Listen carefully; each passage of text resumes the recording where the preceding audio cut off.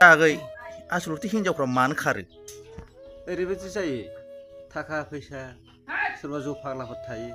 मावा दाङा ओरैनो उन्दुसोम जासोम थायो बेफोरबायदियाव जायो खारनाया बांगाल हौवाफोरजों हारसा हौवाफोरजों बेफोरबायदि जायो आरोखि घटनाया औ बे रोखोम सिस्टेम सोलियो आरोखि बिदिसो आरोना बिदि बे रोखोमसो जायो बिदिल' माखासे फैसा गोनां नालाय आरो खारो थाखा फैसा दंबाबो सोरबा जौ गोजा लोङो बिजार लोङो गोदोसोनानै थायो एखमबा डिउटियाव थांला साख्रि बाख्रियाव बेफोरबो जायो सोरबा हिनजावफ्रा खारनाय जायो बेयावबो खुनु हमनो हाया आरोखि बिराद डेन्जार माने मा बुंनो आं अनेक बुंबाथ' अनेक गोलाव दं आरोखि आरो थाखा गोनांखायाबो खारो जे थाखा गोनांफ्राबो खारो हमनो हाया आरोखि आं आगैमोन हिनजावफोरनि गोसोखौ